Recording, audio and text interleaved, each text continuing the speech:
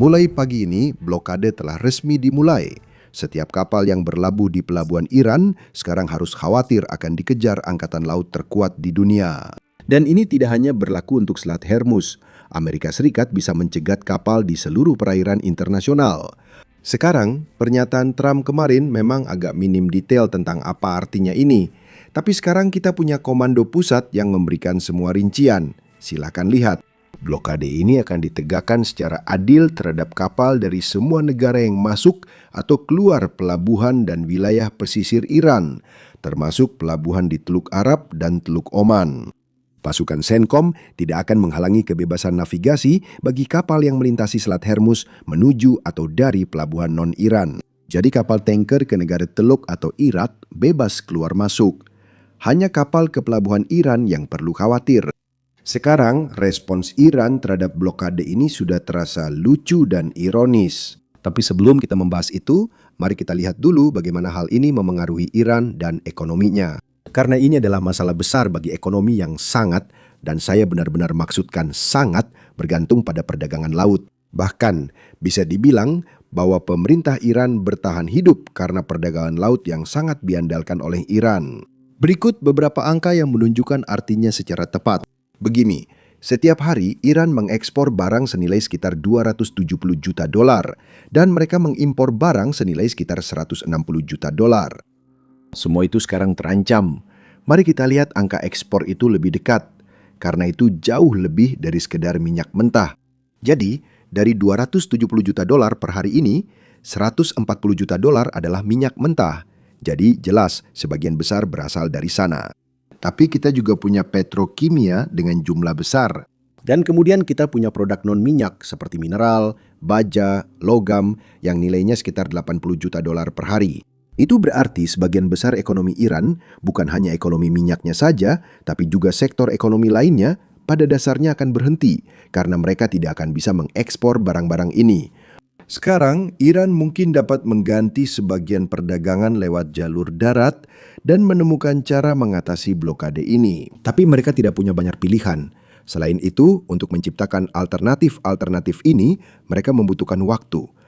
Dan seperti yang akan segera kita ketahui, Iran tidak punya banyak waktu terkait ekspor-ekspor ini, khususnya minyak mentah.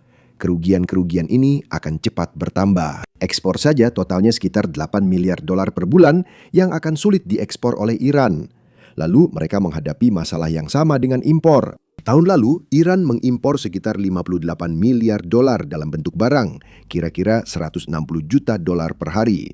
Sekarang, banyak dari impor ini adalah barang konsumsi, tapi juga banyak bahan baku yang diimpor Iran agar mereka bisa, pada dasarnya, memproduksi barang di pabrik-pabrik mereka. Jika bahan baku tidak masuk, pabrik berhenti beroperasi dan orang-orang kehilangan pekerjaan. Ini berarti situasi ekonomi di dalam Iran akan menjadi jauh-jauh lebih buruk.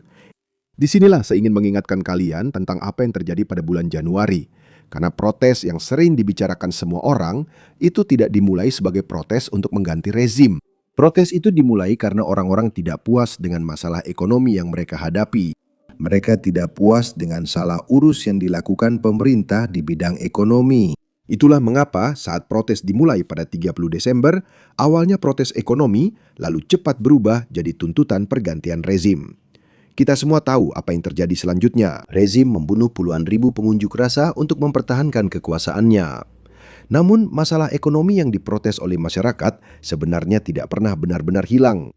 Dengan adanya perang, masalah ekonomi justru semakin parah dan sekarang akan menjadi jauh lebih buruk. Dan, tebak apa? Iran sebenarnya tidak punya banyak waktu untuk menyelesaikan masalah blokade ini, karena dengan masalah ini, waktu tidak berpihak pada mereka. Biar saya tunjukkan maksud saya. Lihat grafik di layar Anda. Iran memiliki sekitar 50-60 juta barel kapasitas penyimpanan di depot minyak untuk menyimpan minyak. Sekarang, mereka sudah menggunakan sekitar 60% dari kapasitas ini. Itu berarti mereka hanya punya sekitar 20 juta barel kapasitas cadangan yang tersisa. Jadi, mari kita hitung cepat. Iran memproduksi sekitar 1,5 juta barel minyak setiap hari. Itu berarti mereka hanya butuh waktu sekitar 2 minggu untuk mengisi kapasitas cadangan yang mereka miliki saat ini. Pada saat itu, perusahaan minyak Iran akan dipaksa untuk menutup sumur minyak. Dan menutup sumur minyak akan menyebabkan kerusakan permanen yang akan sulit untuk dipulihkan. Artinya, Jika Iran tidak segera menyelesaikan masalah ini, mereka sebenarnya merugikan diri sendiri dan bisa kehilangan banyak uang dalam waktu lama, bahkan mungkin permanen. Menutup sumur minyak berarti kehilangan 5-10% kapasitas ekstraksi, sehingga Anda seperti membakar uang. Dan untuk rezim Iran yang sangat membutuhkan uang, mereka tidak mampu untuk membakarnya. Inilah alasan tepat mengapa para pejabat Iran mulai panik. Dan kita bisa melihatnya dari pernyataan yang mereka buat secara terbuka. Tapi sebelum kita masuk ke pernyataan-pernyataan itu, saya ingin mengingatkan semua orang untuk menekan tombol like dan subscribe di bawah ini. Itu sangat membantu algoritma kami, terutama akhir-akhir ini. Kami mendapat banyak keluhan orang tidak melihat video kami di beranda mereka. Jika sudah subscribe, Anda berpeluang lebih besar dapat pembaruan dari kami. Sekarang kita bahas tanggapan Iran. Juru bicara militer sekarang mengatakan bahwa pembatasan Amerika Serikat terhadap kapal-kapal ini pada dasarnya adalah ilegal. Ini berasal dari rezim yang sama yang mulai menyerang negara-negara Teluk yang tidak ada hubungannya dengan perang ini.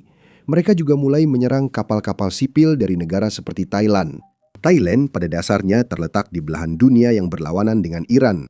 Dan meskipun begitu, IRGC menyerang sebuah kapal sipil karena mereka ingin memeras dunia. Menurut saya, juru bicara militer sebaiknya introspeksi sebelum menyebut sesuatu ilegal atau tidak. Saya rasa Iran tak suka diperlakukan dengan cara yang sama. Beberapa pejabat Iran juga mengatakan bahwa blokade laut akan dianggap sebagai tindakan perang. Jadi menurut logika Iran, ketika orang Iran menyerang kapal lain, itu bukan tindakan perang. Tapi ketika negara lain mulai melakukan hal yang sama, itu dianggap sebagai tindakan perang. Tapi disinilah bagian lucunya. Orang Iran tahu apa yang mereka katakan pada dasarnya adalah kemunafikan. Tapi mereka tidak punya pilihan lain. Waktu tidak berpihak pada mereka. Tanpa uang masuk, mereka tahu keadaannya akan sangat buruk. Karena itu saya tidak terlalu peduli soal kemunafikan. Mereka hanya harus mencari alasan yang bisa diterima oleh publik internasional dan mereka harus menemukannya dengan cepat. Karena blokade ini bukan kabar baik bagi ekonomi Iran yang sudah kesulitan. Itulah sebabnya Iran sekarang juga mengancam akan meningkatkan perang ini lebih jauh lagi. Terorisme ekonomi yang mereka lakukan di Selat Hormuz, sekarang mereka mencoba melakukan hal yang sama di Selat Bab al-Mandab. Beberapa dari kalian mungkin sudah tahu bahwa Selat Bab al-Mandab terletak di seberang Selat Hormuz dan juga memiliki peran penting. Pertama-tama, banyak minyak yang dulu mengalir melalui Selat Hormuz. Tidak semuanya, tapi sebagian besar sekarang mengalir melalui Laut Merah lewat Selat Bab al-Mandab menuju negara-negara Asia. Selain itu, tepat di atas Laut Merah ada terusan Suez yang digunakan banyak kapal dari Eropa dan Asia untuk pada dasarnya pergi dari Eropa ke Asia atau dari Asia ke Eropa. Itu berarti setiap masalah di Selat Bab al-Mandab akan berdampak global. Dan Houthi tahu hal ini. Mereka mencoba metode ini tahun lalu, tapi setelah dibombardir 50 hari berturut-turut, mereka akhirnya menyerah. Kemungkinan Houthi mencoba hal yang sama lagi kecil, namun Iran mengancam bisa memaksa Houthi melakukannya lagi karena mereka mengendalikan Houthi. Dengarkan ini. Tentu, kita membahas Bab al-Mandab, wilayah di mana Iran dapat memakai proksi mereka, Houthi di Yaman, untuk mencoba memblokir pelayaran internasional. Dan mereka telah mengancam akan melakukan ini jika ada blokade di pelabuhan mereka dekat Selat Hormuz. Sekarang kita pernah melihat sebelumnya, Houthi terlibat langsung dalam konflik ini. Dan Brian, kamu dan aku sudah pernah membicarakan hal ini.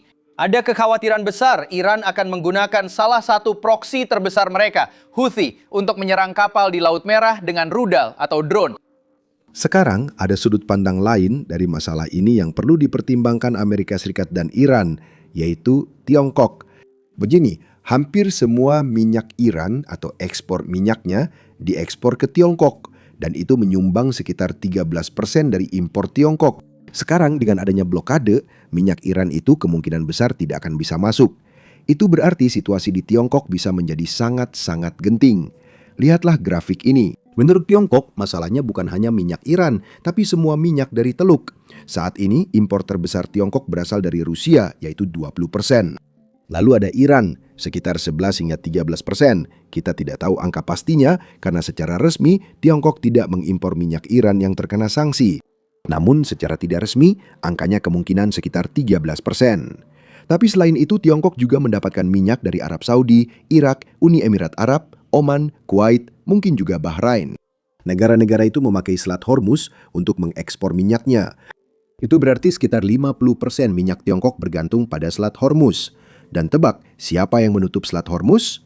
Itu adalah Iran, bukan Amerika Serikat. Bahkan sekarang, dengan blokade yang sedang berlangsung, Amerika Serikat sangat terbuka tentang fakta bahwa mereka hanya menargetkan kapal-kapal yang berlabuh di pelabuhan Iran. Mereka tidak menargetkan kapal-kapal lain yang menuju pelabuhan di luar Iran. Itu berarti bahkan hari ini, Amerika Serikat tidak menutup aliran minyak teluk yang biasa mengalir ke Tiongkok. Itu Iran yang menutupnya. Sekarang kita tahu dari sekitar seminggu yang lalu bahwa Tiongkok memberikan sedikit tekanan kepada Iran untuk menyetujui gencatan senjata dan datang ke sebuah pertemuan puncak, sebuah pertemuan negosiasi di Islamabad, Pakistan. Saya rasa pemerintahan Amerika Serikat mungkin berharap bahwa Tiongkok akan memberikan lebih banyak tekanan kepada Iran untuk menyetujui sebuah kesepakatan karena Tiongkok benar-benar sangat membutuhkan minyak. Mereka mengonsumsi minyak terbanyak di dunia, melebihi Amerika Serikat. Sekarang, untungnya bagi semua orang, negosiasi masih berlangsung, atau mungkin kata yang tepat adalah dialog. Dialog tetap berlangsung, meski belum ada pertemuan lanjutan yang dijadwalkan. Namun demikian, kita mendapatkan lebih banyak detail tentang apa yang terjadi di Islamabad selama 21 jam, di mana kedua belah pihak bernegosiasi secara tertutup. Silakan lihat. Ini adalah garis merah Amerika Serikat yang disampaikan oleh Wakil Presiden J.D. Vance kepada pihak Iran. Ada 6 poin. Pertama, Iran harus menghentikan semua pengayaan uranium. Kedua, pembongkaran semua fasilitas utama pengayaan nuklir. Ketiga, pengambilan kembali bahan yang sangat diperkaya. Keempat, Selat Hormuz harus sepenuhnya dibuka kembali tanpa pungutan apapun. Kelima, perdamaian yang lebih luas yang mencakup sekutu-sekutu regional. Dan keenam, menghentikan pendanaan kelompok proksi seperti Hizbullah di Lebanon dan Houthi Yaman di Yaman. Ini berarti, seperti yang sudah kami duga pada hari Minggu ketika pertemuan pada dasarnya selesai, bahwa AS Reka pada dasarnya tidak lagi menetapkan persyaratan apapun terkait program rudal balistik Iran. Mereka bebas punya berapapun rudal yang diinginkan, menurut saya. Namun demikian, saya juga mungkin hanya berspekulasi bahwa ASEK tidak akan bersikeras mengenai fakta bahwa Iran harus menghentikan pendanaan untuk Hizbullah dan Houthi. Namun tampaknya itu salah satu syarat yang benar-benar tak bisa ditawar oleh Amerika Serikat. Syarat ini sudah ada sejak sebelum perang dan masih berlaku hingga kini. Kita juga tahu bahwa Amerika Serikat pada dasarnya menuntut pembekuan program pengayaan Iran selama 20 tahun. Pada dasarnya selama 20 tahun, kalian tidak boleh melakukan apapun. Dan mungkin harapannya adalah kita akan merundingkan ulang sesuatu lagi ketika pembekuan 20 tahun itu berakhir. Sekarang, meskipun pejabat Iran mengatakan hal lain di depan umum, sebenarnya pihak Iran terbuka untuk membahas isu nuklir. Tetapi tetap saja, perbedaan antara kedua belah pihak masih sangat besar. Sekarang, masalah lain yang dihadapi oleh pihak Iran adalah bahwa orang yang bisa mengambil keputusan akhir atau membuat kesepakatan akhir sebenarnya tidak ada di ruangan itu. Silakan lihat laporan berikut ini. Anda lihat, J.D. Vance sendiri mengkonfirmasi bahwa selama pertemuan negosiasi maraton selama 21 jam, Vance menelpon Presiden Trump sekitar setengah lusin kali atau bahkan selusin kali. Dia tidak ingat jumlah pastinya. Namun, pihak Iran terlalu takut menelpon kembali ke Iran, bahkan untuk bertanya pada pemimpin tertinggi atau orang lain yang benar-benar berkuasa. Mereka khawatir soal risiko keamanan dan kemungkinan intelijen melacak panggilan itu. Ini menunjukkan dua hal. Meski Iran membawa sekitar 100 pejabat ke negosiasi ini, mereka sebenarnya tidak punya wewenang untuk menyetujui kesepakatan apapun. Mereka harus membawanya kembali lalu memutuskan. Itu membawa saya ke poin kedua. Itu artinya masih ada kemungkinan Iran menyetujui kesepakatan jangka panjang setelah membawa proposal Amerika Serikat ke Iran yang mungkin sudah dilakukan. Mereka dapat menunjukkannya kepada pihak berwenang manapun seperti pemimpin tertinggi atau Komandan Garda Revolusi Iran, Fahidi. Kita tidak tahu pasti siapa orang yang persetujuannya dibutuhkan Iran. Saya kira pemimpin tertinggi, tapi itu juga belum pasti. Sekarang mereka bisa menunjukkan proposal ini ke orang itu untuk mendapat izin menyetujui kesepakatan atau tawaran balasan mengenai apa yang bersedia disetujui Iran. Dalam beberapa hari ke depan, kita mungkin akan punya kesepakatan damai jangka panjang. Hanya waktu yang bisa membuktikan, dan saya akan memberitahu kalian di video berikutnya. Jadi ingat untuk tekan tombol subscribe di bawah, dan saya akan bertemu kalian di video berikutnya.